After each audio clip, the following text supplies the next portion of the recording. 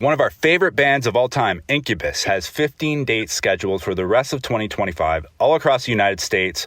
One show coming up to Canada, June 30th, Budweiser stage in Toronto. And I'm thrilled to be joined on the SWOMP podcast by the newest member of the band, bass guitarist Nicole Row. Nicole, how's it going? It's going so good. And you just started talking about my birthday show, so I'm stoked. That's your birthday? The show in Toronto is your birthday? Yeah. Oh, wow. Yep. So yeah, I'm sure Brandon and the guys are going to be doing a little happy birthday rendition for you that day? I mean, if they don't do like some kind of epic prank, I'll be disappointed. Right. So you're going to be like keeping an eye just in case there's going to be a birthday cake or something being thrown your way maybe while you're on stage? That would be cool. I think we have Mikey's birthday a couple days before or after. I can't remember off the top of my head, but I definitely feel like this tour should just be a little bit of chaos, birthday chaos. Absolutely. Yeah. And we were talking before we started here today about coffee and tea in the morning. So hopefully you get your plenty of coffee or not. You're getting away from it though, right? For your getting away from it. Yeah. Hopefully, I feel like whatever I say right now is sort of what my future is going to be. So I'm just going to say at this point, I will be over the hump. I won't be struggling anymore. I will just be drinking tea and I will be mega chill. Well, good luck with that. Good luck with that. And good luck to the rest of your bandmates who will be going through that with you, I guess, right? So. Yeah. My poor bandmates. Yeah. No doubt. So speaking of your bandmates and speaking of your group, you've had a super busy year already. We were fortunate to see you for your first show of 2025 at the Innings Festival in Tempe, Arizona. And so you've been all over South America. You were at Puerto Rico. Tell me about that South American run and some moments that might stand out to you there. South American run overall was very exciting and like full of energy. Everyone out there was, I don't think I was expecting it, but like when we did that one-off in Chile, we're kind of like having this whole like, wow, we're going all the way out here for one show. And we really didn't know what we were about to do. We did that big festival that they were having, that award thing. And it was like explosive excitement. All the people were so pumped to be there. And I saw so many circle pits, compared to anywhere else we went. It was just like a lot more, of that like kind of throwback energy that you'd see at a show like that. You know what I mean? I feel like people are a little bit more calm nowadays. Mm-hmm. Because we're all just getting older and getting off coffee, but I don't really know. It was way fun. And even just like, the traveling back and forth, it's like, it's so much traffic, and we'd have like, a whole crew of cops with us and a whole train of like vans. And we'd just be like kind of going off on like, the shoulder on the freeway and like zooming out. It's just a very energetic place to be and to perform, Absolutely. Did they have, we've been there, well, it was Mexico City. We saw Pearl Jam down there. And I don't know if they did it for any of your shows, but there was like pretty much like a flea market of like rip off Pearl Jam gear. So was there any like Incubus flea markets that popped up with just like with Incubus spelled wrong and like on the t-shirts that were for a couple pesos? I didn't see the prices and I didn't see like a proper flea market, but when we'd be heading to shows, you'd see on the side of the road, the guys would point out and laugh and they'd be like, oh, that's actually a really sick shirt. That's a great idea. We should steal that. Yeah, we have some of that stuff that it's like glow in the dark. Oh yeah. Like one of those neon like light up shirts. Yeah, absolutely. Well, that's cool that you had a good experience down in South America, but after that you guys went over to Europe, and I guess I want to dial into the one show in particular, O2 Arena in England. So your band did a bit of a teaser online surrounding that show and kind of some imagery on the skyline in England about your 9th studio album for the band, Something in the Water, set to be released later this year. What can you tell me about that? I know we're probably a little early in the game here, but what can you tell me about the new album? Without getting into too much trouble, I guess. I always get stuck. Well, yeah, I mean, because like, what can you say about something? It's like giving like a, movie review without giving away the fucking plot, Right. But I mean, I'm personally super excited about it. We sat down a couple weeks ago, I think. Time has been flying by, and we did like a playthrough, like listen through of the album with a group of people, and it was so much fun. When you're kind of like deep in a writing mode of something, you can kind of be seeing it through a different lens and maybe overthinking it and that whole thing. And then we took, like a couple months away and stepped back and then re-listened to it all again. And we were all so excited about it and it sounded so good. And we were all just kind of bopping along and like really, humming it as we were listening to it. And it, I feel like that's such a green flag, So I'm really excited. It's very, I keep saying this, it's very Incubus. You know what I mean? I feel like when new albums come out, especially like way late in someone's, like the longevity of the band they've been existing for so long. Right. You wonder if they're going to like take turns and, funky directions you're not expecting, but it's a very continuing on the evolution of Incubus, and like the adult version of Incubus is just very powerful. And, B's lyrics are always just right on the nose. Everyone's going to love it. I'm positive. I mentioned some of these dates that are coming up. Can we expect to hear some of the new music on these upcoming shows that have already been announced, or is that going to be kind of safe for the, I'm sure it will be announced at some point, the Something in the Water tour, right? Yeah. Sometimes I feel like I don't actually know for sure. Like we've talked about it and then we've talked about not doing it. We've talked about it. So I think that'll be a fun surprise for myself included. You know what I mean? We're all just going to have to figure that out as we go. Maybe on your birthday on the 30th in Toronto, right? Maybe. Yeah, maybe that's the prank. Maybe they're like, do you remember how to play this? Right. Yeah, a little test, right? So, yeah. Getting back to England, I know that was cool that was Tease, the name of the new album was Tease in England, but England's really an important part of the timeline of Incubus, specifically for you. Obviously we know that you played several years with Panic at the Disco and performed their final show in England.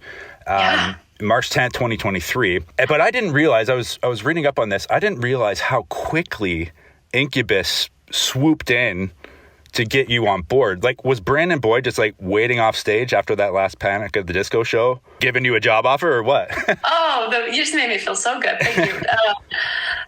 When you said that date just now, it really put it into perspective for me. I honestly didn't remember that it was 2023 that happened.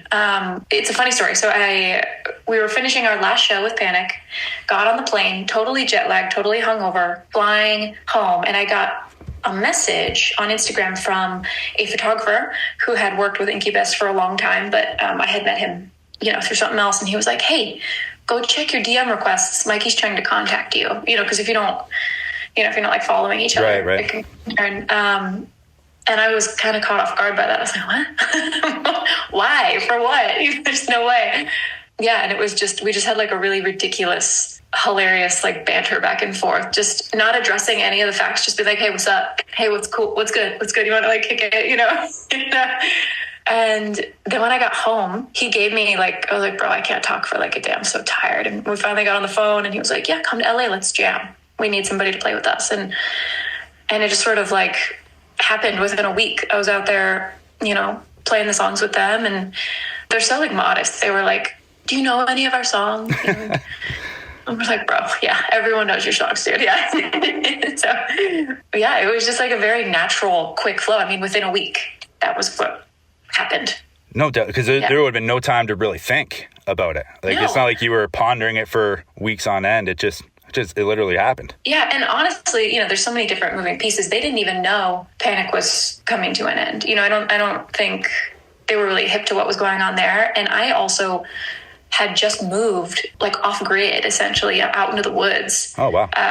Shortly before I was notified that Panic was calling it quits. So that was a little bit overwhelming for me. I'm like, fuck, like, do I have to move back to LA? Got to get back in the mix. And so when that happened, it was kind of like this weird, perfect timing thing, Right. So. No, that's so cool. I really wanted to hear you tell that story because I thought that was really cool. So like you get on board you with Incubus, you go on tour basically right away.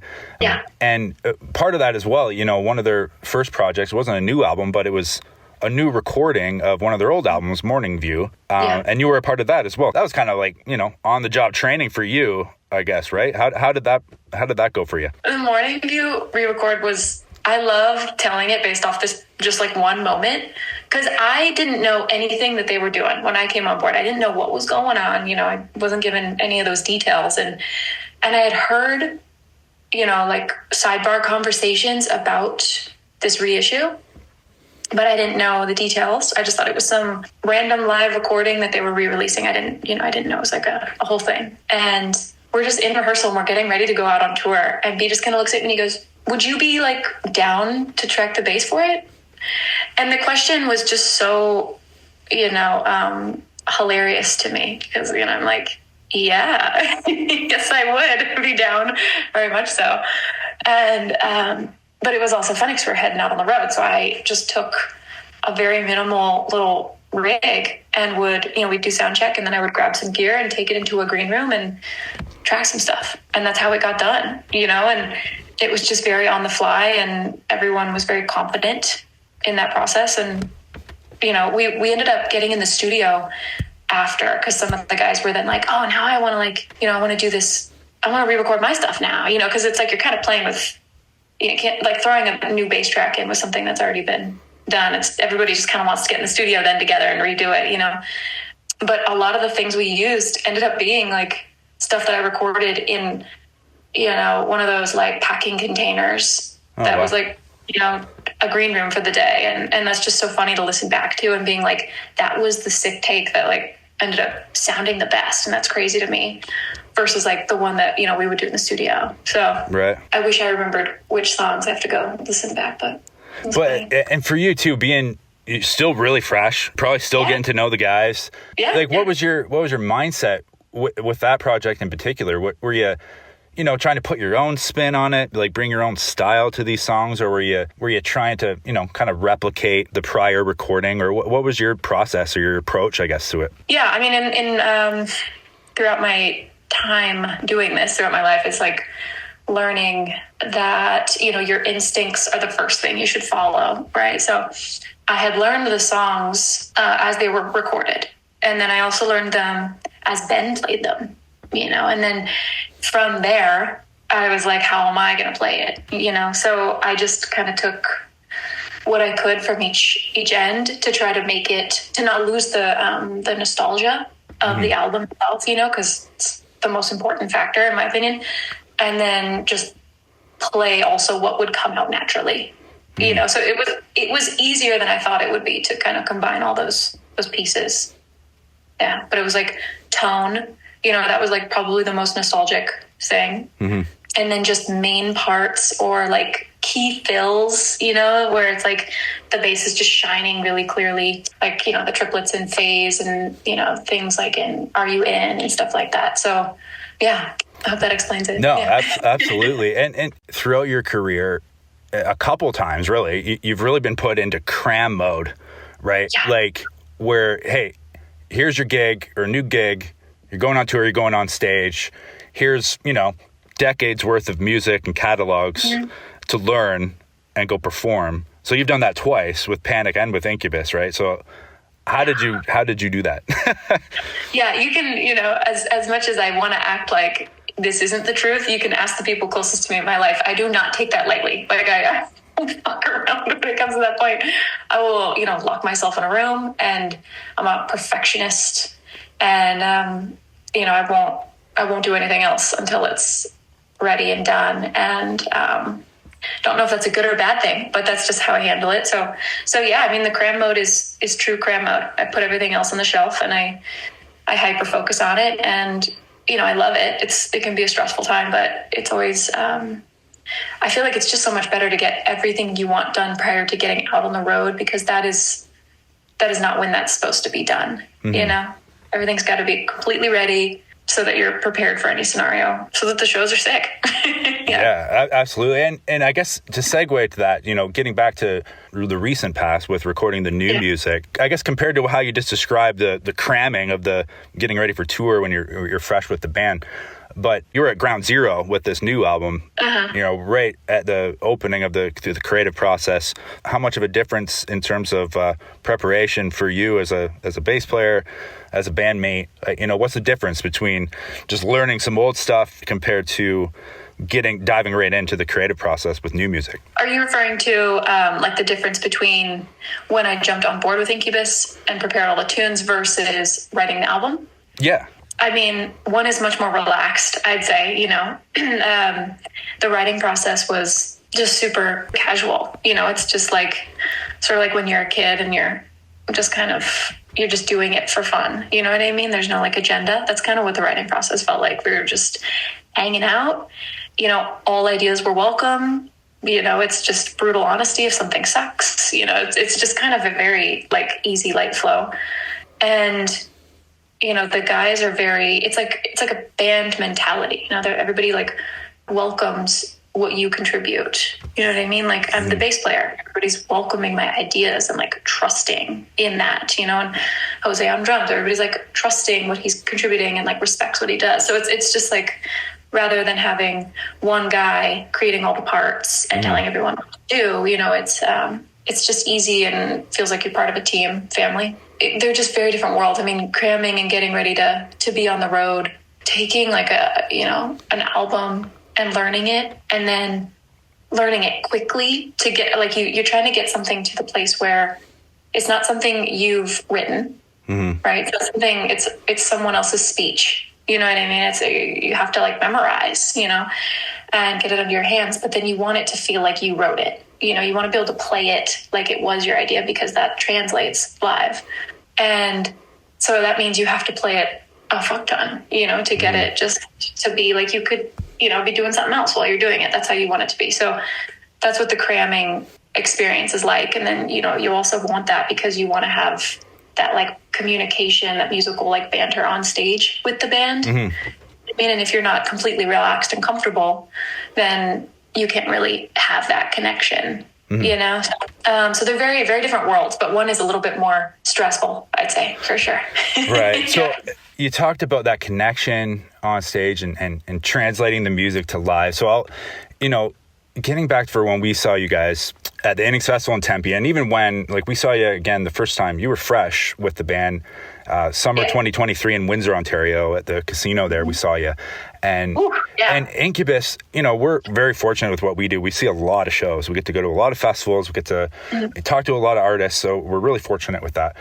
Not every band can do this, but Incubus is one that you guys really like transcend the energy, right? That in the space that you're playing, whether it's outside or it's inside, and it's magic, really. And it's hard to describe for me, but you know, collectively, your group, you reach like another realm, right? And I don't know if that sounds too woo-woo, but I love woo-woo. You know, like, do you feel that? Do you feel that on stage? That magic? Yeah, I mean, I feel like that also is a huge part of why, you know, they've been playing for a long time. And, you know, when you meet them and hang out with them, like they still love it, you know, they still feel it. And I feel like when you lose that, that's why bands kind of fall off, you know, but they really care and they love playing and they love music overall. And that translates live, and it makes it so much easier, like as a new member joining in, to just fall into that, you know, and that's why you want to know the music so well, because you want to be able to, if they want that, you want to be able to fall into that, right? So, and that's the Incubus way. I mean, that's kind of how they've always been, you know, really passionate, and they do kind of like live shows, even on YouTube, you can feel that when you're watching them. And let me see, what was I going to say with this? Just lost my train of thought. That's the coffee, the lack of coffee, Nicole. The lack of coffee, but I found it. The green tea still, it's trying. Oh yeah, I was going to talk about tech stuff. So when we're playing live with this band, the one thing I know that's like dramatically different is like playing with Panic, right? It's different because you sort of have like all the click in your ear and all the cues, and like everything's much more like rigid, which translates into something totally different, which is, you know, beautiful in its own right. But with Incubus, it's like much more free flow, and there's a click, but you know, if somebody wants to do something a little different or improvise something, or it's just more of like a living, breathing thing with like, you don't really know what to expect necessarily. Like anything could happen, you know what I mean? And the whole crew is kind of working live. Like our guy that's running lights is just, he's there doing it, like, you know, in tune with us. So I think that kind of gives it that space to dive into a more deep emotional place. It's creative. It is like creative on the spot. You know what I mean? Yeah, definitely feel that. It seems to be really strong too. Maybe like specific. I'm sure it's really through your whole set. But when you guys play Sick Sad Little World, that feeling for me, it really seems to be very profound, very strong. So is there something about that song that kind of you guys feel that as well? Yeah, I mean, every single time we play that, I'm like, oh, I wonder what's going to happen. You know, it's so intensely powerful in like two different directions, right? It's like heavy and angry, and then you kind of get into the solo where it's just this like, you know, ethereal like dream kind of thing that happens, and we just get to improvise, and everyone's just so dialed in. Like for me, I kind of stop moving around and I'm just kind of stoic and I'm just playing and I'm just listening, and which is kind of different from the other songs. I don't really know why that one does that to me, but the song really just kind of sucks you in. Yeah. And when you get like brought into that place and you're really attentive to the song, I feel like that's kind of what happens and what everyone's feeling. Yeah. We have to go see the Black Keys again, Dana and I, because we saw you guys at Innings Festival, as I mentioned, and we were so fucking high off of Incubus. We strutted across the festival grounds to go see the Black Keys, and we were just like, we couldn't stop thinking about Incubus. So kudos to the Black Keys. We have to go see them again and give them some their proper due. But that's sweet. I appreciate that. Yeah, it's totally true. But as I mentioned, upcoming show, Budweiser stage, Toronto, June 30th, Nicole's birthday, and there might be some craziness that goes along with that, but looking forward to that. Looking forward to all the other shows, new music. Definitely stay tuned to incubushq.com for all the announcements, which we'll be checking every day for those announcements, and looking forward to more. So Nicole Row, bass player for Incubus, thank you very much for chatting with me today, and we're looking forward to seeing you in Toronto on your birthday. Yeah, thank you so much for having me.